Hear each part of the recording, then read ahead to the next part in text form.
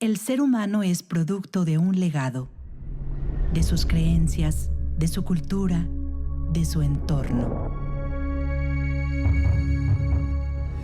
Somos producto de un entrelazo de vida y vamos construyendo el camino cruzado de nuestra propia existencia. Entrelazando.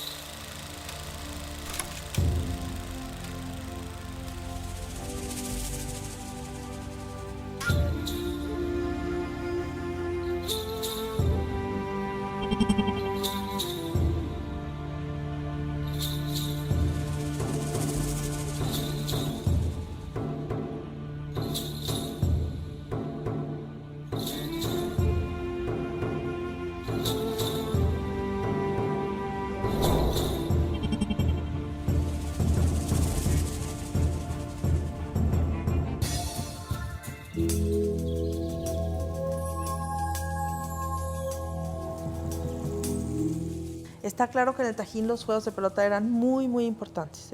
Están localizados 17 canchas para el juego de pelota. Y tenemos de distintos tamaños y tenemos de dimensiones diferentes. Hay unos pequeños, hay unos muy grandes, hay unos enormes. La arqueología es muy fría. Dice nada más la piedra mide tanto por tanto. ¿Sí? Pero lo que hay atrás, lo que nos muestra cada uno de los rasgos aquellos inscritos ahí, todo tiene una historia. Tenemos que a partir de un evento mítico que tiene que ver con la liberación o la detención de una deidad que puede ser destructiva pero también benevolente, hay un ritual en donde queda atrapado, hay un ritual en donde se le propicia y luego en este plano, aquí mismo, en esta cancha, en este mismo lugar, hombres de carne y hueso partan a celebrar un teoclastli. En una escena no nada más se prepara el jugador, que es la segunda, después alguien después del juego está sacrificado.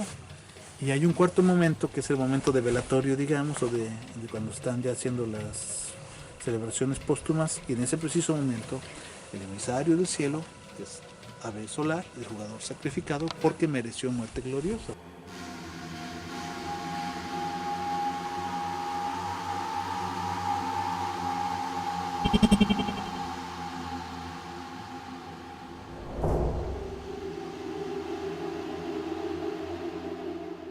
Han sido 17 juegos con forma de I, que son integrados por 2 edificios alargados dispuestos en forma paralela con un cabezal.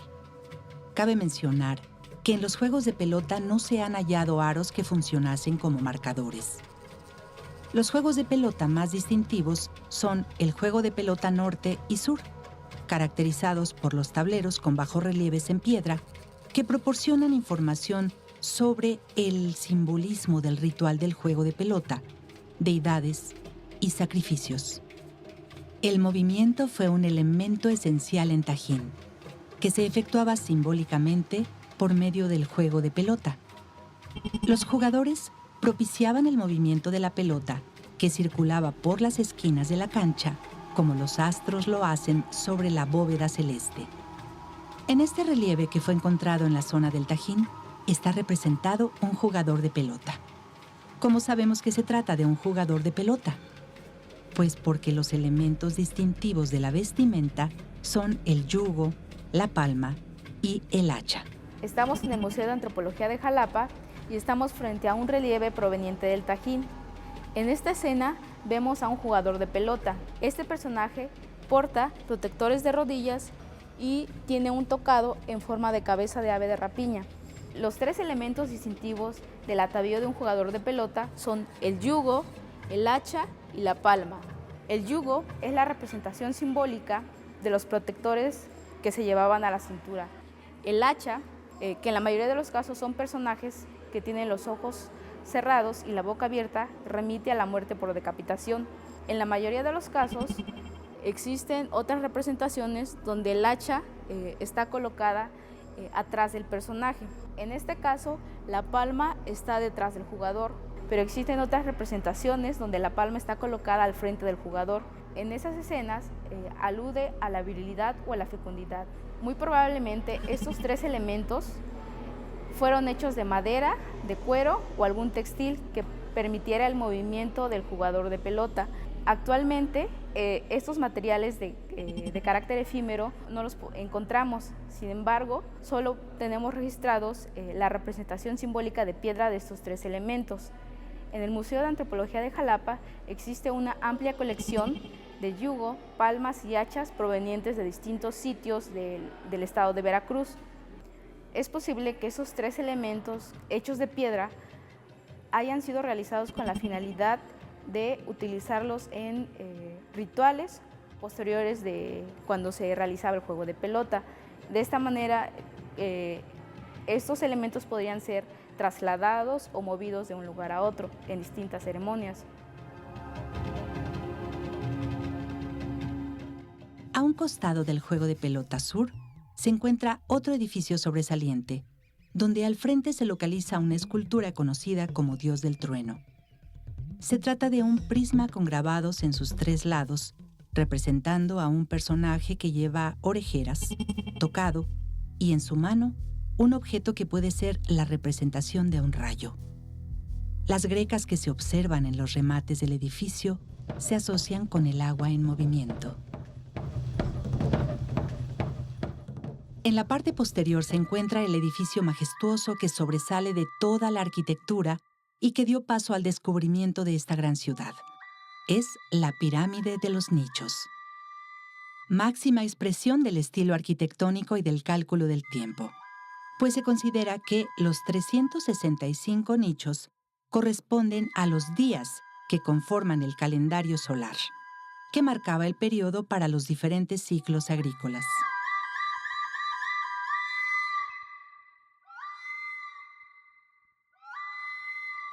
Probablemente esto sea lo que generalmente se conoce. Sin embargo, existen otras interpretaciones. El profesor Melgarejo Vivanco, que estudió esto muchísimo, ¿sí?, dice que la pirámide de los nichos originalmente fue una tumba, ¿sí?, la tumba de uno de los emperadores totonacas que se llamaba Xatóntano, porque dejó dicho que cuando él muriera lo sepultaran en un templo así y así. Muere este hombre y lo sepultan ¿dónde? Suponemos en la pirámide de los nichos. La pirámide de los nichos, si la vemos bien detenidamente, vemos que la escalinata que tiene es una escalinata sobrepuesta. Es una escalinata que es extemporánea a la construcción. Es una escalinata que hicieron después de que se construyó el edificio. Cuando estábamos restaurando el edificio, el arquitecto René Ortega y Alfonso García encontraron en la parte superior de la pirámide un tiro, es decir, una chimenea, un pozo que va desde la superficie, desde la cima de la pirámide hasta el fondo de la pirámide. Yo lo exploré y no encontramos nada. Esta estructura también representa los 4 rumbos. Los elementos del estilo de Tajín se encuentran en las cornisas sobre los tableros decorados con nichos que provocan un juego de luz y sombra.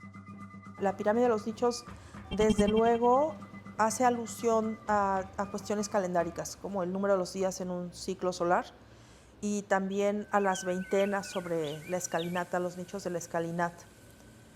Pero además de coincidir con esta identidad con el sol, o sea, me parece que eso tiene que ver claramente con un culto solar, con un reconocimiento del tiempo que describe la trayectoria solar. Para el filósofo mesoamericano, la obsesión y la discusión era sobre el tiempo. Por eso es que aquí desarrollamos o se desarrollaron tan extraordinarios calendarios. Los totonacas tenían su propio calendario, los mayas tenían su propio calendario, coincidentes todos con los 365 días, contados pero sí a rajatabla.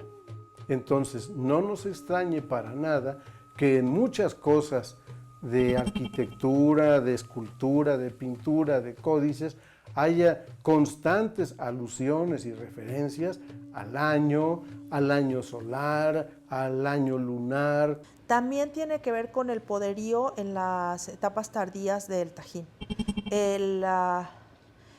La importancia de la pirámide de los nichos no coincide con la estrechez de la plaza que está enfrente de la pirámide. En nuestra tradición los edificios son muy importantes, la tradición europea, y nosotros nos metemos adentro de los edificios. Pero en la tradición mesoamericana, más importante que el edificio es la plaza enfrente al edificio, porque los rituales se llevan a cabo, las ceremonias enfrente, en espacios abiertos, y solamente unos cuantos sacerdotes o gobernantes podrían subir a la pirámide e introducirse en el templo que estaba en la cima. Entonces la parte más importante es la plaza. Y si nosotros observamos en el Tajín, por ejemplo, hay una enorme plaza, que es le llamamos la del arroyo, que está en el sur del sitio, y la plaza que está enfrente de la pirámide de los nichos es de verdad pequeña. Y adecuaron los edificios alrededor para que dieran el frente a la plaza. De hecho, los edificios que son vecinos de la pirámide de los nichos tenían el frente hacia otro lado. Entonces hicieron adosamientos para que tuvieran escalinatas y un frente hacia la plaza. Entonces la pirámide de los nichos habla de la imposición de un gobernante en el Tajín que en su última fase decidió en el centro del sitio construir la pirámide de los nichos. Y entonces esto nos habla de hasta un cierto manera, como una tiranía, como una imposición, y que coincide además con las fases tardías que deben haber significado también la decadencia del sitio. Al mismo tiempo que se había llegado a la mayor exquisitez arquitectónica. Ese y la Xicalcoliuqui son los edificios que tienen el mejor sistema constructivo. Otra de las interpretaciones que los investigadores han propuesto es que la pirámide de los nichos funcionó como parte de un calendario de horizonte. Funciona como un calendario que uno lleva el ciclo de la cuenta de los años, otro lleva los meses, vamos a decir así, o veintenas, otro lleva la fecha a lo largo del año como una agenda de todos los calendarios imaginables, pero además de toda la vida pública, religiosa, mítica, civil. Lo que tenemos ahorita es un edificio desnudo, es el esqueleto, no está cubierto de carne, no tiene el estuco, no tiene la vestimenta que es el color. Pero imagínense, con todo eso estamos viendo un edificio prodigioso. Un día un gobernante le dijo a un arquitecto prehispánico hace cerca de 1000 años: quiero que construyas un edificio que además de que sea bonito, desafíe la gravedad, que además sea útil para toda la gente que viene de todos los lugares de Mesoamérica, que además, incluso si algún día hay un arqueólogo en el año 2012 que les explique que sabíamos medir el ciclo venusino, el ciclo solar, el ciclo terrenal, es el ordenador de todo, sin relojes, sin telescopios, sin computadoras. Entonces el arquitecto, imagínense, debió haber sido un genio. Pero además, para planear esto tuvieron que hacer seguramente cientos de planos, cientos de diseños, cuentas, puntos de observación con palos para ver cada año. Lo planearon hacer un año, lo tuvieron que haber hecho no sé cuántos años después para ver exactamente cómo el cerro servía de orientador del horizonte. Cuando tuvimos las primeras noticias de esto, resulta que a finales del siglo XVIII un capitán español que andaba buscando cultivos prohibidos, entonces la vainilla y el tabaco eran cultivos prohibidos, encontró esto que resguardaban los indígenas celosamente. Y lo encontró, y entonces el mundo europeo a partir de finales del siglo XVIII empezó a conocer esto, pero ya habían pasado 500 años de abandono. Y entonces en medio milenio de destrucción y de selva y de monte habían crecido árboles, ceibas y todo. Hay unas pinturas incluso del siglo XIX donde tiene árboles. Desde lejos, observamos en el edificio 11, que es un juego de pelota, una pintura mural que tiene la característica de tener diseños grandes con el objetivo de que sean visualizados a la distancia. En la pintura mural se pueden apreciar algunas técnicas teotihuacanas. Sin embargo, los grandes artistas integraron y desarrollaron un estilo propio donde se muestran motivos recurrentes de grecas escalonadas, cruces y volutas que ocupan todo el espacio. Caminando entre la espesura, llegando hasta la parte norte de la zona arqueológica donde ahora observamos una construcción única, la Gran Xicalcoliuqui, que se distingue por presentar 260 nichos, que representan los días del calendario ritual. Consta de un muro perimetral que abarca aproximadamente 1 hectárea, con la forma de una greca que se relaciona con el culto a Quetzalcóatl, pues representa el caracol cortado que esta deidad portaba en el pecho como elemento distintivo. Y este diseño se puede apreciar mejor desde las alturas.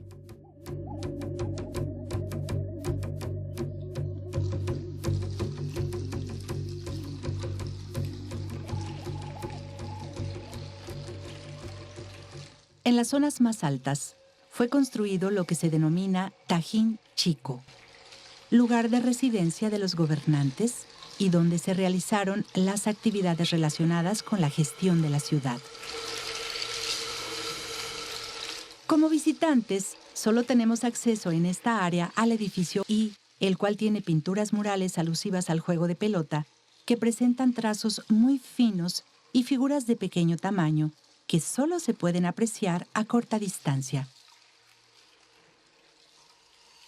También se pueden visitar 2 edificios habitacionales de la élite, uno con el elemento del arco falso maya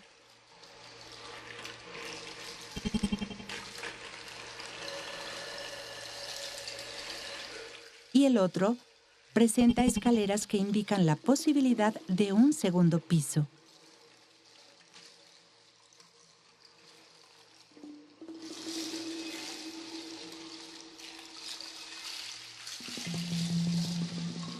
Una construcción distintiva de Tajín Chico es el Palacio de las Columnas, que se conforma por patios cerrados y una gran plaza. Estas columnas fueron labradas después de haberlas colocado. Las escenas exaltan a los gobernantes y a su poderío. El personaje más representado en las columnas es 13 Conejo. Se relatan eventos históricos como la toma de poder de este personaje, captura de guerreros en batalla, escenas de sacrificios por decapitación, relatos de juego de pelota y la celebración cíclica del Fuego Nuevo que se realizaba cada 52 años.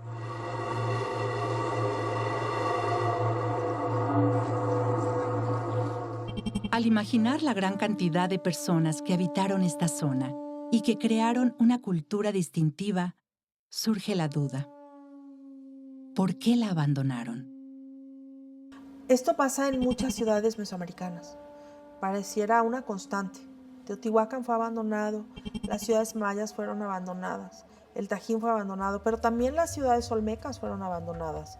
Hay una asociación simbólica con los mitos de creación mesoamericanos que todos llevan a un final. Ahí vivimos en el quinto sol, ¿verdad? De acuerdo a la tradición de los mexicas. Y cada uno de los soles, cada una de las eras, tiene su conclusión. Y lo que se espera es también un final. Entonces hay esta forma como fatalista y el final parece como para renovar un ciclo y que va a empezar otra. Entonces hay esta constante del abandono de las ciudades. Pero ¿cuáles son las razones? Se han propuesto distintas teorías. Desde luego tiene que ver con agotamientos, por ejemplo, del medio ambiente, que esto es muy claro para Teotihuacán, porque devastaron los bosques alrededor y agotaron las fuentes de agua, y una ciudad con muchos habitantes requiere, desde luego, de fuentes de abastecimiento de agua importantes. En el caso del Tajín, hay ciudades como la del Tajín donde hay tanta humedad y tal cantidad de agua que a veces el control de agua significa más que traerla, alejarla, ¿verdad? No sería descabellado pensar en inundaciones en el Tajín. De hecho, hemos vivido en épocas recientes circunstancias en que se inunda la región y que pudiésemos pensar en una catástrofe de este tipo que haya hecho que los habitantes dejaran la ciudad. Pero también hay que hablar de las situaciones políticas de las ciudades. Y hace un momento hablábamos de la pirámide de los nichos como una imposición de seguramente el último señor del Tajín, que estableció esta imposición de una construcción así en el centro del sitio. Y si estás pidiendo a los habitantes tanto esfuerzo para hacer construcciones, tanta fuerza de trabajo, tantos tributos para lograr los propósitos del Señor, tienes que dar a cambio lo que los dioses proveen. Y finalmente los gobernantes en época prehispánica tenían esta asociación simbólica con los dioses y este compromiso de obtener las dádivas de los dioses. Entonces, si no está ocurriendo esa retribución de los dioses para los habitantes de esa ciudad, es que el Señor no está cumpliendo. Y no descartaría revueltas o invasiones o problemas con vecinos que hicieran que la situación política haya sido inestable y que haya ido decayendo la población.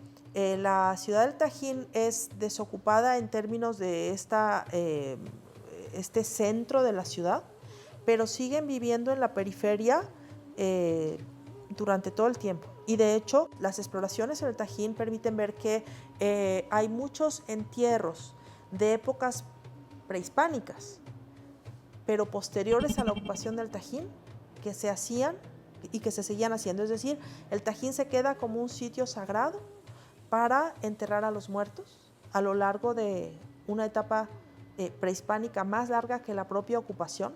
Y la pirámide de los nichos sigue siendo un lugar para llevar ofrendas.